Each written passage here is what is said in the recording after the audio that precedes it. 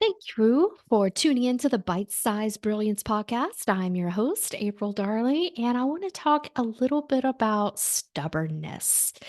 Now, I am a Taurus, and that's usually a characteristic that most Tauruses get labeled with.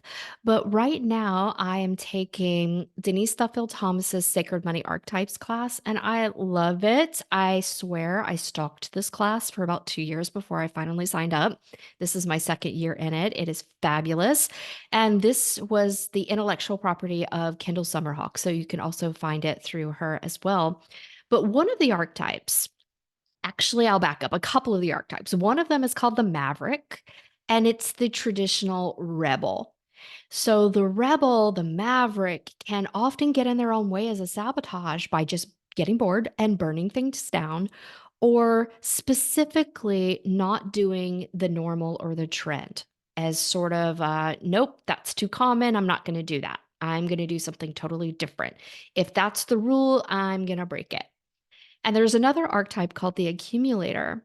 And the accumulator is a little bit different. The accumulator likes to follow the rules, but can also be a really stubborn archetype and not as much flexibility. Where the maverick is a huge risk taker, the accumulator really weighs each option and calculates the risk. It's very deliberate and it's not an impulsive archetype at all. But both of these archetypes suffer from a sabotage of stubbornness. So, to me, if I unwind that a little bit, it's a little bit about destruction versus obstruction. And the maverick is very much of the destructive archetype. So, they can get in their own way and burn something down that was working just because they're bored.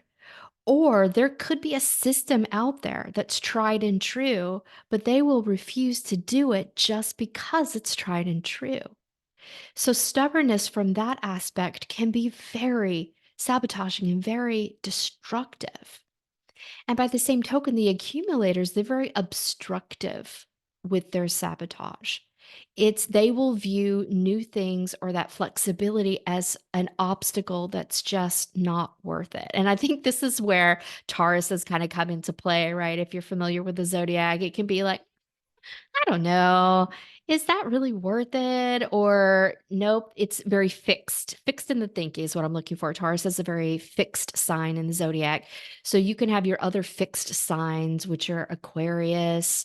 Um, the water sign Scorpio is a fixed sign. Leo is a fixed fire sign. So they all share those same elements of a fixed way of thinking. And sometimes they'll hold on to that way of thinking and even to their detriment. So it's a little bit of an obstruction to where they will not want to take that risk or they will not want to stray too much from the tried and true path. So when you look at the choices you're making in your life, are you either one of those archetypes? Are you destroying things that are working just because you're bored and you want a challenge and the challenge is exciting, the risk is exciting, the newness, the adventure? Or are you allowing yourself to sit in this stuck place doing the same thing over and over that's not working?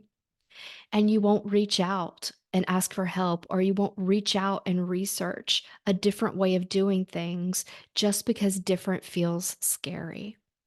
So I know that these are extremes, but sadly, we're kind of wired a little bit to gravitate to one extreme and completely ignore the slew of possibilities that lie in the middle of those extremes. So maybe you're a maverick in one area of your life and you're a traditionalist or conservative in another area of your life. And maybe that is the sabotage for you. It's that balance of burning things down or taking that risk. So I just love it. Like human nature is so fascinating to me, and I love to help people identify, are you being stubborn somewhere in a destructive or obstructive way? And how can we expand your worldview, expand your thought process, your actions, your beliefs to embrace the path of joy that's really going to work for you? And I just love it, right? I love what I do. I love showing up every day to do what I do. So, if you want some help with that, I have so many resources for you. I've got a weekly newsletter I send out. You can sign up for that at aprildarley.com.